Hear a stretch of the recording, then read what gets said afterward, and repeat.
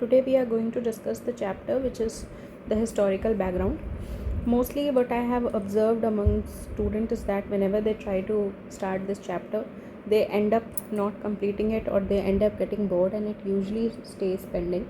So I will try to finish this chapter today or maybe tomorrow in two classes so that you actually understand it, and once you have listened to the facts, because see basically इस chapter में ज़्यादा से ज़्यादा facts ही हैं और questions भी कभी कभी आ जाते हैं प्रीलिम्स में, तो वो बहुत इजी होते हैं, डूएबल होते हैं. तो इट इज़ बेटर कि आप एक बार मेहनत करके इसको पढ़ लें, अपने जो जो पॉइंट्स आपको लग रहे हैं उसको थोड़ा नोट डाउन कर लें और रिविजन कर लें. That's it.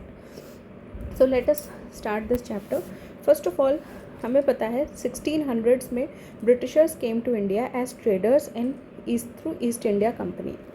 Okay, they had the exclusive right of trading under the charter which was given by Queen Elizabeth I. तो जो चार्टर दिया था क्वीन एलिजाबेथ वन में दिया था और इसकी वजह से ये यहाँ ट्रेडिंग करने आए थे. 1765 में क्या हुआ, इन्हें दीवानी राइट्स मिली. मतलब अभी तक ये ट्रेड कर रहे थे पर अब इन्हें रेवेन्यू और सिविल जस्टिस की राइट्स भी मिल गई बंगाल, बिहार और उड़ीसा में. ठीक है, तो बंगाल, बिहार और उड़ीसा में ये कब हुआ? After the battle of Buxar in 1764 which the company won. उसके बाद they also started their career as a territorial power. Fine. So in 1858 in the wake of sepoy mutiny, जिसको हम लोग सेपॉय म्यूटनी 1857 का जो स्ट्रगल हुआ था उसके बाद ब्रिटिश क्राउन ने डायरेक्ट रिस्पॉन्सिबिलिटी ले ली गवर्नेंस की. तो पहले आई ईस्ट इंडिया कंपनी, उसको मिला चार्टर क्वीन एलिजाबेथ का और वो इंडिया आई. उसके बाद इनको मिली दीवानी राइट्स जो इनको मिली शाह आलम से, मुग़ल एम्परर शाह आलम से. उसके बाद इन्होंने अपनी टेरिटोरियल पावर स्टार्ट करी. थोड़ा बहुत ब्रिटिश गवर्नमेंट अपना कंट्रोल इन पे रखती थी. तो एक सीरीज़ ऑफ कंपनी का जब रूल रहा 1773 से 1858 तक, तो सीरीज़ ऑफ चार्टर एक्ट्स आते रहे जो ब्रिटिश गवर्नमेंट इनके लिए लाती थी सो दैट थोड़ा सा कंपनी में कंट्रोल रहे. फिर फाइनली क्राउन रूल आ गया 1858 के बाद 1947 तक, which I said that after the sepoys mutiny British crown को लगा it is very difficult for this company to administer India and India is a very prized possession. So they started the governance themselves and this continued till 15th August. तो उस समय हमारे crown rule के अंदर जो acts और laws आए वो हम क्राउन 1858 से 1947 तक देखेंगे. कॉन्स्टिट्यूशन हमारा बनना स्टार्ट हुआ 1946 में जब कॉन्स्टिट्यूएंट असेंबली बनी, और हमें पता है 26 जनवरी 1950 which we celebrate as a republic day, उस समय we gave to ourselves this constitution. Right. So now let us quickly begin with the series of laws and acts when the company rule started. सबसे पहले आया 1773 का regulating act. ठीक है, regulating acts usually ये 10-10 साल में आते थे, पर इसके बाद 1773 के बाद 1783 पे आना चाहिए, लेकिन बीच में पिट्स इंडिया एक्ट और कुछ इम्पोर्टेंट अदर एक्ट्स आ गए. फिर उसके बाद 93 में आया, फिर 113 में आया, फिर 33 में आया, फिर 53 में आया. तो ये इस तरह से आ रहे थे. ओके, 20 ईयर्स पे आप देख लीजिएगा. 73 के बाद 93 पे आया, 93 के बाद 13 में आया और उसके बाद 33 पे आया. Fine. So first of all 1773 का जो था एक्ट, उसको हम लोग कह सकते हैं ये फर्स्ट स्टेप था जब ब्रिटिश गवर्नमेंट ने ईस्ट इंडिया कंपनी के अफेयर्स को कंट्रोल और रेगुलेट करना शुरू किया था. तो इन्होंने रिकॉग्नाइज़ किया कि एटलीस्ट कंपनी के पास पॉलिटिकल एडमिनिस्ट्रेटिव फंक्शंस हैं जिन्हें हम रेगुलेट करना चाहते हैं. तो एक सेंट्रल एडमिनिस्ट्रेशन का फाउंडेशन बन गया. ठीक है, तो जो गवर्नर जनरल था, बंगाल का जो गवर्नर था, उसको इन्होंने गवर्नर जनरल ऑफ बंगाल बोल दिया. तो 1773 में जो इम्पोर्टेंट चीज़ आई वो GG of Bengal, governor of Bengal became governor general of Bengal. तो ऐसा फर्स्ट पर्सन थे लॉर्ड वैरन हेस्टिंग्स, और इनको एक एग्जीक्यूटिव काउंसिल भी दी गई, 4 मेंबर्स की एग्जीक्यूटिव काउंसिल दी गई. Bombay and Madras they were subordinate to governor general of Bengal. ये गवर्नर जनरल ऑफ बंगाल से सबॉर्डिनेट थे, तो बंगाल ऊपर है, Bombay and Madras they are subordinate and governor of Bengal is now the governor general of Bengal. Supreme court इन्होंने स्टैब्लिश किया 1774 में। उसमें एक चीफ जस्टिस थे जिनका नाम था सर एलिजा एम्फी और 3 अदर जजेस थे। कंपनी के सर्वेंट्स को बोला गया कि प्राइवेट ट्रेड और ब्राइबरी ये एक्सेप्ट नहीं करनी है इन्हें नेटिव से, और एक कोर्ट ऑफ डायरेक्टर भी बनाया which is the governing body of the company. ये सिविल, रेवेन्यू, मिलिट्री अफेयर्स के बारे में जो भी इंफॉर्मेशन है court of directors British government को देगी, ये रिपोर्ट करेगी, तो ब्रिटिश गवर्नमेंट का कंट्रोल इंडिया में और ज़्यादा बढ़ जाएगा। तो ये था आपका 1773 का रेगुलेटिंग एक्ट। आप याद कर लीजिएगा, governor general of Bengal lord Warren Hastings plus 4 members की executive council, Bombay and Madras became subordinate to Bengal, supreme court at Calcutta, 1 chief justice and 3 other जजेस and also court of directors were formed. Now we come to act of settlement. कोई भी जो defect 1773 act में रह गए थे उसको चेंज करने के लिए अमेंडिंग एक्ट आया 1781 में। ठीक है, गवर्नर जनरल एंड काउंसिल को सुप्रीम कोर्ट के ज्यूरिसडिक्शन से हटा दिया गया फॉर देयर ऑफिशियल एक्ट्स, और कंपनी के सर्वेंट्स को भी हटा दिया गया। तो ये जो गवर्नर जनरल थे और ये जो काउंसिल थी और जो अदर सर्वेंट्स ऑफ कंपनी हैं, वो लोग अब अपने ऑफिशियल एक्ट के लिए कुछ करते हैं तो सुप्रीम कोर्ट के ज्यूरिसडिक्शन के अंदर नहीं आएंगे, एग्जेम्प्ट कर दिया गया। Revenue matters excluded from supreme court. Supreme court का ज्यूरिसडिक्शन बढ़ाया गया सारे कैलकाटा के इनहेबिटेंट्स को। एज ऑफ नाउ कैलकाटा तक ही था, तो पर्सनल लॉ ही एडमिनिस्टर करते थे ये, हिंदू का हिंदू लॉ, मुस्लिम का Mohammedan law. So supreme court was administering the personal law of the inhabitants. फिर प्रोविंशियल कोर्ट्स जो थे हर प्रोविंस में, जैसे बॉम्बे और मद्रास प्रोविंस थी, उनके जो अपील्स थे वो गवर्नर जनरल इन काउंसिल पे जाते थे, सुप्रीम कोर्ट के पास नहीं जाते थे। This is important. और गवर्नर जनरल इन काउंसिल को पावर थी to frame regulation for provincial courts and councils. Fine.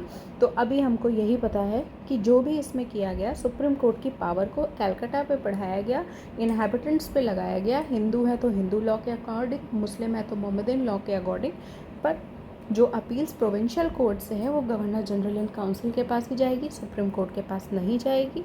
और गवर्नर जनरल एंड काउंसिल के पास पावर होगी कि वो प्रोविंशियल कोर्ट और काउंसिल्स के लिए लेजिस्लेशन, रेगुलेशन बना सकें। ठीक है, fine. So this was just an act of settlement only to rectify the defects of 1773. Then came Pitt's India Act of 1784. Why this Pitt's India Act is important? पहली चीज़ तो British के जो prime minister थे William पिट, उन्होंने इसे introduce किया गया था। इसमें सबसे बड़ा जो चीज़ किया गया कि ये कंपनी है, इसके पॉलिटिकल फंक्शन भी हैं और इसके कमर्शियल फंक्शन भी है, इसने इन दोनों को डिवाइड कर दिया।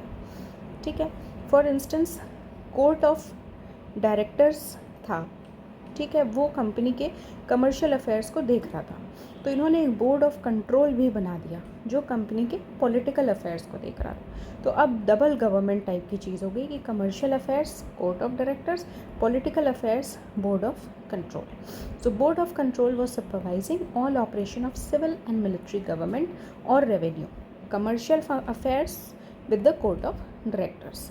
इसका सिग्निफिकेंस क्या है? पिट्स इंडिया एक्ट में पहली बार कंपनी की टेरिटरी को ब्रिटिश पोजेशंस इन इंडिया बोला गया।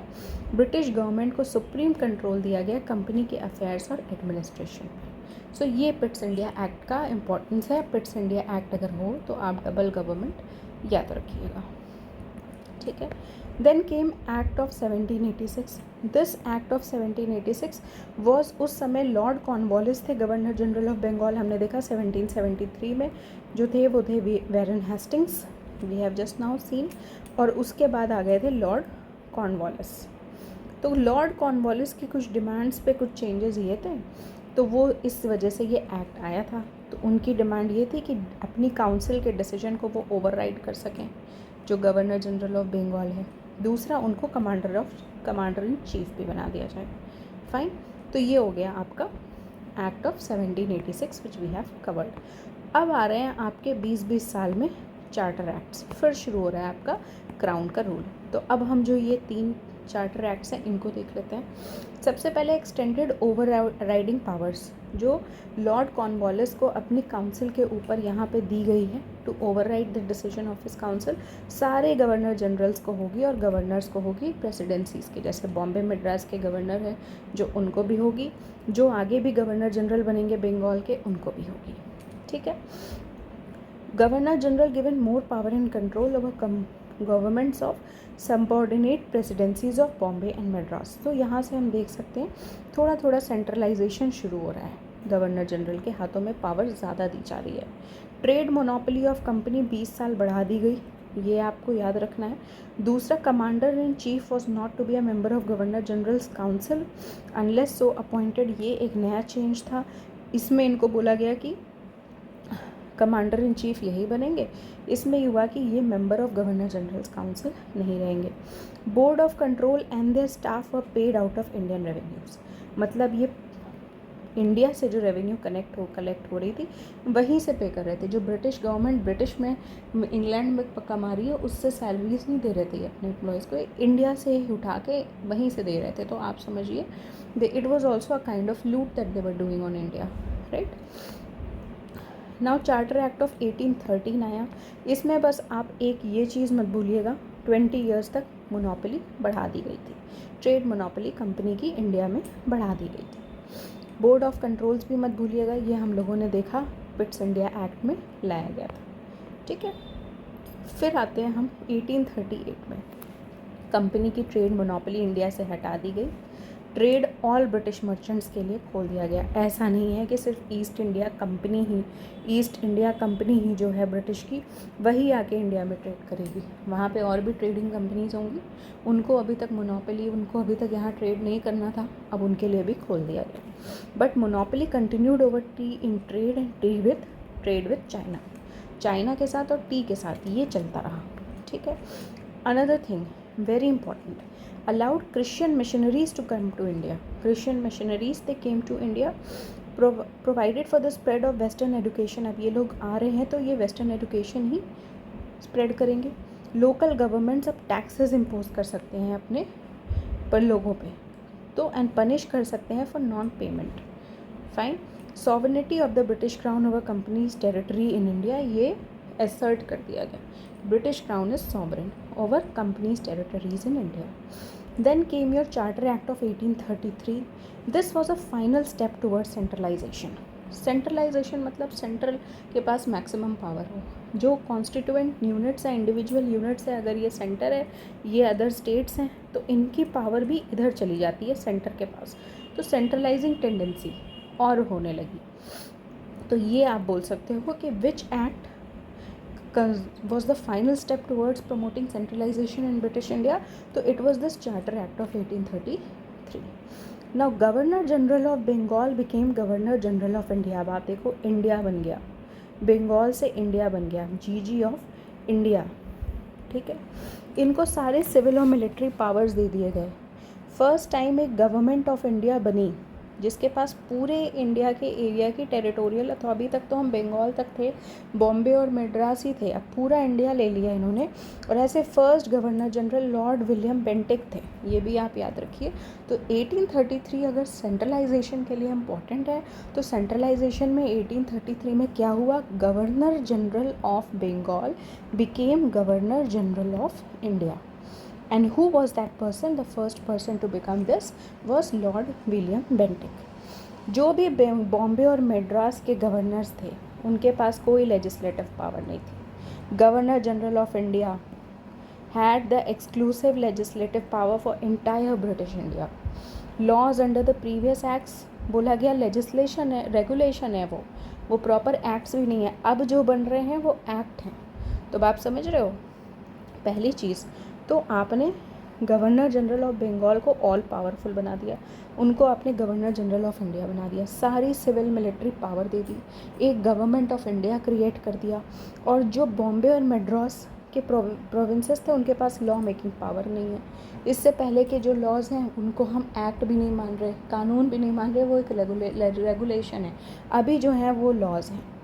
Companies commercial activity ended it became a purely administrative body. अब आप समझो, आए थे ये ट्रेड करने, अब बनते जा रहे हैं पूरी तरह से एडमिनिस्ट्रेटिव बॉडी, मतलब इनको पूरा रूल करना है, कंट्री में पूरा रूल बिछाना है अपना। Territories held in trust for his majesty, his heir and successors, ये नाम हो गया, दीज आर द टेरिटरीज, ये हो गया इंडिया के status. Attempted open competition for civil servants, civil servants के लिए ओपन कॉम्पिटिशन, इंडियंस को डिबार नहीं किया गया था फ्रॉम एनी प्लेस और ऑफिस और any, but negated after opposition from court of directors, मतलब कोर्ट ऑफ डायरेक्टर्स ने इस पर काफ़ी ऑपोजिशन किया, तो उसके बाद ये जो अटेम्प्ट किया गया था, एक स्टेप लेने की कोशिश की गई थी कि इंडियंस को भी हम एडमिनिस्ट्रेशन में लाएं, तो वो उनके नेगेशन से ये वाला पॉइंट तो इम्प्लीमेंट ही नहीं हुआ। सब सेंट्रलाइजिंग, सब ब्रिटिशर्स के रूल से रिलेटेड पॉइंट अग्री हुआ, इंडियंस का कुछ नहीं सोचा इन्होंने।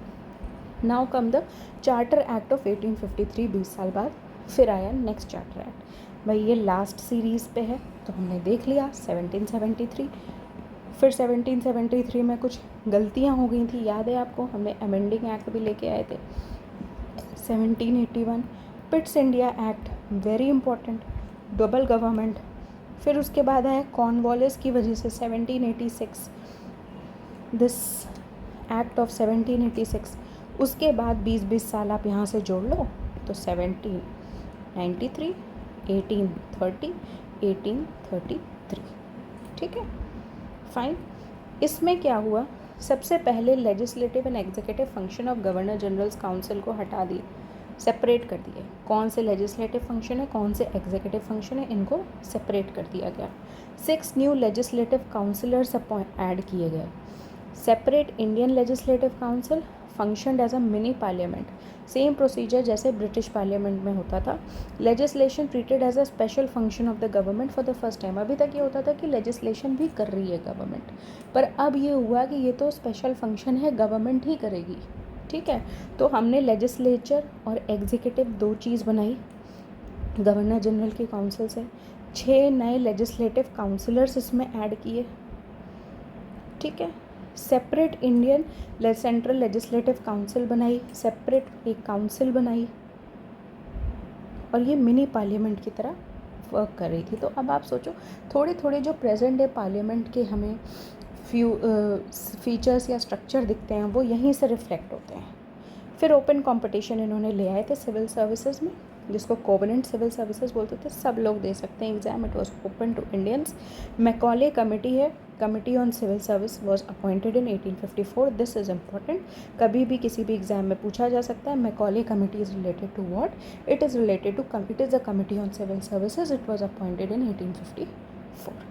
कंपनी के रूल को एक्सटेंड कर दिया गया without specifying any particular period, ठीक है। क्लियर इंडिकेशन था कि कंपनी का रूल कभी भी एंड कर सकते हैं और सीधे ब्रिटिश गवर्नमेंट आके अपने रिप्रेजेंटेटिव के थ्रू इंडिया को रूल कर सकती है। तो कंपनी के रूल को इन्होंने एक्सटेंड किया, companies rule was extended, but they did not specify the time period कि जितने दिन कंपनी का रूल रहेगा, ठीक है। Introduce for the first time local representation in Indian central legislative council, मैंने आपको बताया एक तरह से इन्होंने मिनी पार्लियामेंट बनाई थी, लेजिस्लेटिव और एग्जीक्यूटिव अलग अलग किए थे, यहाँ पे 6 नए लेजिस्लेटिव काउंसिलर्स भी ऐड किए थे, और गवर्नर जनरल जो था उसको एक लेजिस्लेशन की जो रिस्पॉन्सिबिलिटी है वो एक सेपरेट रिस्पॉन्सिबिलिटी थी, गवर्नमेंट के सेपरेट फंक्शन था, ठीक है। लोकल रिप्रेजेंटेशन भी आया, 4 of 6 new members appointed by local provincial governments of Bombay, Madras तो हो गई, बंगाल एक है पता ही है, एंड आगरा। तो इसमें से 4 जो हैं वो लोकली लाए गए थे, लोकल प्रोविंशियल गवर्नमेंट से लोग आए थे, तो ये थे मद्रास, बॉम्बे, बंगाल और आगरा से। मैं इसको एक बार फिर से आपको सम अप कर देती हूँ so that you get to understand it with better clarity. सबसे पहले थोड़ा थोड़ा हमारे पार्लियामेंट की तरह स्ट्रक्चर बनना शुरू हो गया है, अभी बहुत नेसेंट स्टेज पे है। कैसे, जो भी गवर्नर जनरल की काउंसिल थी, जो हमने देखा कि गवर्नर जनरल ऑफ बंगाल थे, उसके साथ हमने 4 मेंबर्स दे दिए थे, यहाँ से शुरू हुई थी ये बात, ठीक है। तो अब इन्होंने क्या किया कि जो काउंसिल थी उसमें लेजिस्लेचर और एग्जीक्यूटिव को सेपरेट कर दिया। सबसे पहले इसको इन्होंने बोला मिनी पार्लियामेंट की तरह है ये, ठीक है, ये आपके गवर्नर जनरल के अंडर है, ये मिनी पार्लियामेंट की तरह है। मिनी पार्लियामेंट, इसको इंडियन सेंट्रल लेजिस्लेटिव काउंसिल भी बोला इन्होंने, ठीक है। इसमें 6 नए लेजिस्लेटिव काउंसिलर्स भी लेकर आए ये लोग, ठीक है। और ये जो 6 थे उसमें से 4 लोकल रिप्रेजेंटेटिव्स थे, मतलब जो लोकल प्रोविंशियल गवर्नमेंट थी कहाँ कहाँ की। अभी तक हमने बात किया बॉम्बे, मद्रास जो बंगाल के नीचे थी, तो इन 3 जगह की तो होगी ही, प्लस आगरा, यहाँ से ये लोग लेकर आए, ठीक है। तो फर्स्ट टाइम लोकल रिप्रेजेंटेशन कब आया? 1853 के एक्ट में, वेरी इंपॉर्टेंट। मैकॉले कमेटी कब बनी? 1854 के टाइम पे, दिस डेट इज़ इम्पॉर्टेंट। फिर उसके बाद executive legislature function mini parliament type structure कब बना? 1853 के एक्ट में, ये आप लोग रिमेंबर करिएगा, फाइन। अब शुरू हो रहा है हमारा रूल ऑफ द क्राउन। अब क्या हो गया 1853 के बाद? फर्स्ट जो 1857 का रिवोल्ट हो गया, ठीक है। 1857 के रिवोल्ट के बाद we know how Britishers were shook by this revolt, and उसके बाद इनको ये था कि we this sepoys mutiny and this first war of independence भी इसको जो लोग कह रहे थे, तो उन्हें लगा कि now this is something, after this we need to take some concrete steps, right. तो अब क्राउन का रूल स्टार्ट कर दिया इन्होंने।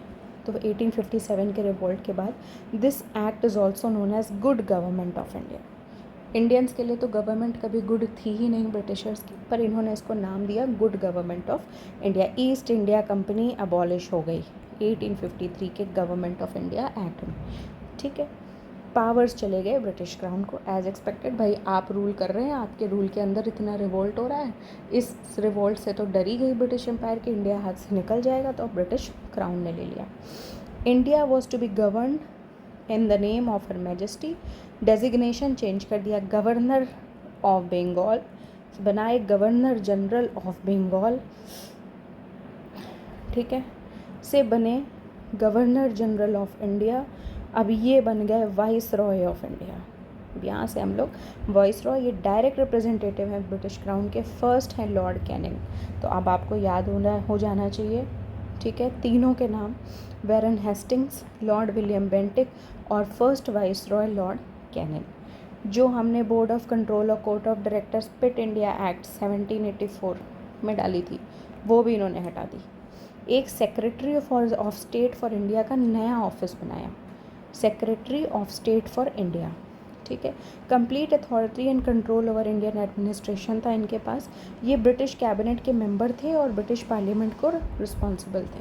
तो सेक्रेटरी ऑफ स्टेट आए, ब्रिटिश जो इंग्लैंड में ब्रिटिश पार्लियामेंट थी वहाँ का मेंबर थे, और इनको 15 मेंबर की काउंसिल दी गई जो इनको असिस्ट करती थी। ये एक एडवाइजरी बॉडी ही थी, ठीक है। सेक्रेटरी ऑफ स्टेट जो है वो इसके चेयरमैन थे। Secretary of state in council constituted as a body corporate, इसको एक बॉडी कॉर्पोरेट की तरह बनाया गया, कॉर्पोरेशन की तरह बनाया गया, जिसको आप सू कर सकते हो, और यह आपको भी, इसको खुद भी सू किया जा सकता है और किसी और को भी सू कर सकते हैं, ठीक है। So the act largely confined to the improvement of administrative machinery in England, did not alter the system of government in India in substantial way. मतलब मेनली 2 चीज़ें इन्होंने एंड कर दी थी, सेक्रेटरी ऑफ स्टेट का ऑफिस स्टार्ट कर दिया था, viceroy of India nomenclature change कर दिया था, लेकिन लेजिस्लेटिव एग्जीक्यूटिव इंडिया में जो ज़्यादातर चल रहा था वो वैसे ही था, fine.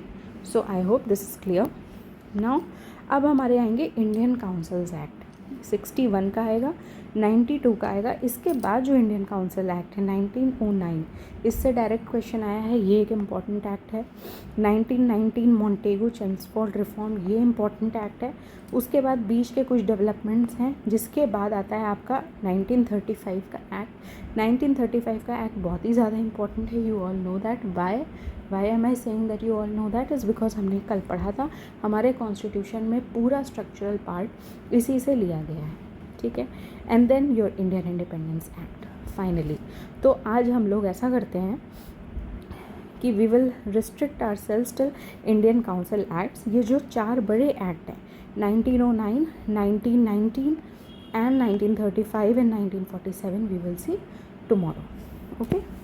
Till then you will have a time to revise this, fit things in your mind. पहली बार में मुश्किल भी होता है, तो please try to revise it, ठीक है। British felt the necessity for seeking cooperation of India. India को एसोसिएशन, इंडियंस को एसोसिएट करना चाहते थे ये एडमिनिस्ट्रेशन। मैंने लगा कि अगर हम इन्हें एसोसिएट नहीं करेंगे तो ये इसी तरह रिवोल्ट करेंगे, इसलिए बेटर है that we seek the association of Indians. तो इन्होंने रिप्रेजेंटेटिव इंस्टीट्यूशंस बनाना शुरू किया, ठीक है। वॉइस रॉय को बोला कि आप कुछ मेंबर्स को एज नॉन ऑफिशियल मेंबर्स अपनी काउंसिल में बनाइए, तो उसकी काउंसिल एक्सपैंड कर दी और बोला कि कुछ मेंबर्स हैं उनको नॉन ऑफिशियल मेंबर्स की तरह ऐड करिए, एडिशनल मेंबर्स की तरह। नॉन ऑफिशियल मेंबर्स का मतलब है कि इनके पास पावर नहीं है, ये कोई पोस्ट होल्ड नहीं कर रहे हैं ऑफिशियली, ये सिर्फ काउंसिल में एज मेंबर्स हैं। तो एक तरह से इनको पोस्ट, इनको रख भी लिया गया और कुछ दिया भी नहीं गया, ठीक है। लॉर्ड कैनिंग ने 3 इंडियंस को अपॉइंट किया। कौन थे? Raja of Banaras, Maharaja of Patiala and sir Dinkar Rao. ये 3 लोग थे, आप इनके नाम देख लो, Banaras, Patiala and sir Dinkar Rao. Initiated decentralization, भाई इतनी बड़ी रिवॉल्ट हो गई तो सेंट्रलाइजिंग टेंडेंसी से तो काम बन नहीं रहा, तो डिसेंट्रलाइजेशन शुरू कर दिया। बॉम्बे मद्रास प्रोविंसेस को उनकी लेजिस्लेटिव पावर्स दे दी गई, ठीक है। और कंप्लीट ऑटोनॉमी प्रोविंसेस को मिली है 1937 में। तो अभी ये क्वेश्चन पूछे 1937 में कंप्लीट ऑटोनॉमी प्रोविंसेस को कब मिली? तो 1937 में प्रोविंसेस को, ठीक है। New legislative council for Bengal, north west provinces and Punjab, ये भी क्रिएट किया इन्होंने। 3 जगह नई काउंसिल्स क्रिएट करी। अभी हमने देखा था council, Indian central legislative council तो बनी हुई है, इसी तरह इन्होंने Bengal and WFP, north west provinces और पंजाब में क्रिएट करी। 1862 में ही कर दी, तुरंत ही कर दी बंगाल में, 1886 में करी NWP में, और पंजाब में 1897 में करी। पोर्टफोलियो सिस्टम को रिकॉग्नाइज़ किया है 1961 के एक्ट में। ये 3 लोग इम्पॉर्टेंट हैं जो नॉन ऑफिशियल मेंबर्स हैं। पोर्टफोलियो सिस्टम इम्पॉर्टेंट है, इसका मतलब क्या है? एक लॉर्ड कैनिंग ने ही इंट्रोड्यूस किया था, वैसे 1859 में ही ये आ चुका था, पर इसको रिकॉग्नाइज़ किया गया 1861 में। तो मेंबर्स जो थे वाइस रॉयज़ की काउंसिल के, उनको किसी न किसी डिपार्टमेंट का इंचार्ज बना दिया जाता है ताकि वो वाइस उसके बिहाफ पे ऑर्डर्स पास कर सकें। तो ये होता है पोर्टफोलियो सिस्टम। फॉर एग्जांपल, जैसे होता है कोई भी डिपार्टमेंट का चार्ज दे दिया गया, आप इसको ऐसे समझ लो, एजुकेशन का दे दिया गया, इकोनॉमिक फाइनेंसेस का दे दिया गया, रेवेन्यू का दे दिया गया, तो पोर्टफोलियो दे दिया। Voice Roy could issue ordinances. 1861 ordinances issue कर सकते हैं इमरजेंसी में के टाइम पे। हमें भी पता है अभी भी जो ऑर्डिनेंस बनते हैं वो पार्लियामेंट की सहमति से तो नहीं बनते ना, तो ऑर्डिनेंस इशू कर सकते हैं। एक ऑर्डिनेंस की लाइफ 6 मंथ्स तक रहेगी। फिर आया आपका इंडियन काउंसिल एक्ट ऑफ 1892 का इंडियन काउंसिल एक्ट, ठीक है। एडिशनल नॉन ऑफिशियल मेंबर्स बढ़ा दिए गए। अभी हमने देखा कि प्रोविंशियल लेजिस्लेटिव पावर्स रिस्टोर भी करी गई और नए प्रोविंसेस में लेजिस्लेटिव काउंसिल्स बनाई भी गई, तो उनमें भी नॉन ऑफिशियल मेंबर्स बढ़ा दिए गए। पर ये इंश्योर किया गया कि इनको सिर्फ पार्ट रखें, ऐसा दिखाएं कि हमने इन्हें पार्ट बनाया है, पर ऑफिशियल्स की ही मेजॉरिटी रहेगी। काउंसिल्स के फंक्शंस बढ़ गए, डिस्कस कर सकते थे वो बजट को, क्वेश्चंस एड्रेस कर सकते थे एग्जीक्यूटिव को। फॉर इंस्टेंस, जैसे हम लोग गवर्नमेंट से क्वेश्चन आवर में क्वेश्चन पूछते हैं कि ये मुद्दा है, इस पर क्यों नहीं एक्शन लिया गया, उसी तरह questions could be asked to the executive. Budget system was introduced for the first time in 1860 में बजट सिस्टम आ गया था। तो अब बजट पे आप डिस्कशन कर सकते हो। नॉमिनेशन ऑफ सम और non official members, central legislative council पे वॉइस रॉय करता था on recommendation of provincial legislative council and Bengal chamber of commerce, और प्रोविंशियल काउंसिल पे गवर्नर्स करते थे on recommendation of district board, municipality, universities, trade association, zamindar, chambers. तो हमने पहले तो देखा नॉन ऑफिशियल मेंबर्स को 1861 से ये इसलिए ला रहे हैं क्योंकि इनको लग रहा है कि थोड़ा सा इंडियंस का कॉपरेशन ले लेंगे तो रिवोल्ट नहीं होगी। और ये नॉन ऑफिशियल मेंबर्स नॉमिनेटेड हैं, लोग इनको सेलेक्ट करके नहीं भेज रहे हैं जैसे अभी हम लोग वोट देते हैं, वैसा सिस्टम नहीं है। तो इन्होंने बोला कि कहाँ से नॉमिनेशन आप कर सकते हो। अगर आप सेंट्रल लेजिस्लेटिव काउंसिल के लिए कर रहे हो तब तो आपको प्रोविंसेस से उठाने पड़ेंगे या फिर बंगाल चेंबर ऑफ कॉमर्स से उठाने पड़ेंगे, उस समय एक पावरफुल बॉडी है। और अगर आप प्रोविंशियल काउंसिल से कर रहे हो पे कर रहे हो, प्रोविंशियल लेजिस्लेटिव काउंसिल में नॉमिनेशन करना चाह रहे हो, तो गवर्नर्स करेंगे district board, municipality, university, trade association, जमींदार चेम्बर्स, इनके रिकमेंडेशंस पे। Limited and indirect provision for election, election word use नहीं हुआ, ठीक है, पर इनडायरेक्ट प्रोविज़न था। ये जो प्रोविज़न है ये एक तरह से इनडायरेक्ट इलेक्शन की तरह है। तो एक तरह से limited and indirect provision election का शुरू हुआ, idea of election came up. For instance पहले ऐसा होता था कि वाइस रॉय किसी को भी अपने काउंसिल में इंक्लूड कर ले रहा है, पर अब ऐसा नहीं हो रहा है। अब आप प्रोविंशियल लेजिस्लेटिव काउंसिल से या फिर बंगाल चैम्बर ऑफ कॉमर्स से, वहाँ से आप लेके आ रहे हो, इनडायरेक्टली इलेक्ट करके नॉमिनेटेड मेंबर्स ला रहे हो, तो सॉर्ट ऑफ इलेक्शन हो रहा है। तो फर्स्ट टाइम इनडायरेक्ट और लिमिटेड फॉर्म में इलेक्शन स्टार्ट हुआ 1892 के एक्ट की वजह से। Fine, so we have seen this. Coming these tomorrow we will see these 4 major acts. Okay, so this is left, we will see these 4 major acts. So till then I think it is better you revise it, you just try to understand it over and over again. देखो ये एक ऐसी चीज़ है जो आपको बार बार read करनी पड़ेगी, बार बार read करनी पड़ेगी। I am reading with you whenever you want to revise and you feel कि ये बहुत ओवरवेलमिंग हो रहा है, you can just again go through the video and just go through glance through all these stuff. It is very well given in your Lakshmikant book, which is an excellent book to prepare for this subject. So आप उसको भी देख के इसको glans through कर सकते हो, एक आइडिया कैसे इवॉल्व हुआ आपके मन में आ जाएगा। So tomorrow we will be back again with the remaining acts and laws, so we will discuss them. So till then, thank you very much.